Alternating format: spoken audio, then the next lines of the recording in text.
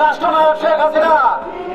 আমরা 2018 সালে আন্দোলনের প্রেক্ষিতে আমাদের প্রধানমন্ত্রী যে সিদ্ধান্ত নিয়েছিলেন, আমরা সেই সিদ্ধান্তের পুনরায় বাস্তবায়ন চাই।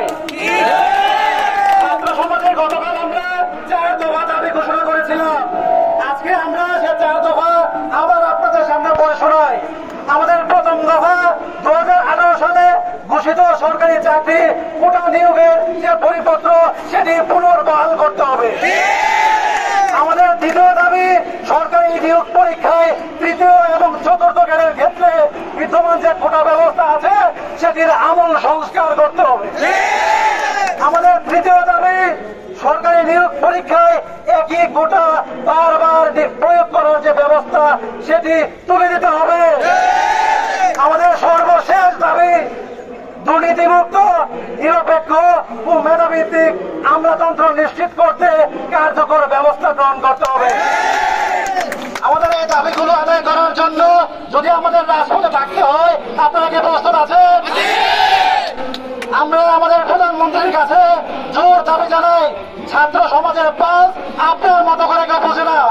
ফলে আমরা মনে করি আপনি এই সংকটের একটি সুষ্ঠু সমাধান দিতে পারেন।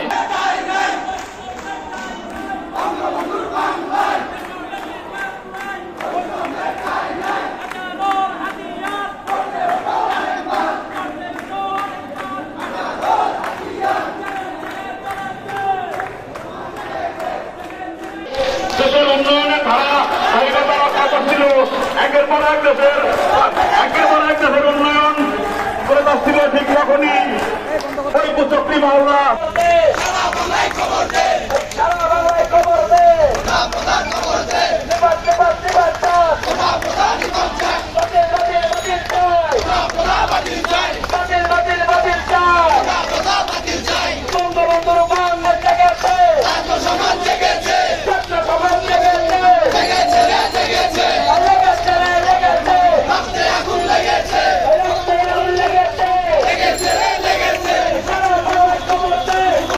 সংবাদ, ফিচার ও অনুষ্ঠানের জন্য ভিজিট করুন সংবাদ প্রকাশের ওয়েবসাইট এবং যুক্ত থাকুন ফেসবুক পেজ ও ইউটিউব চ্যানেলের সঙ্গে।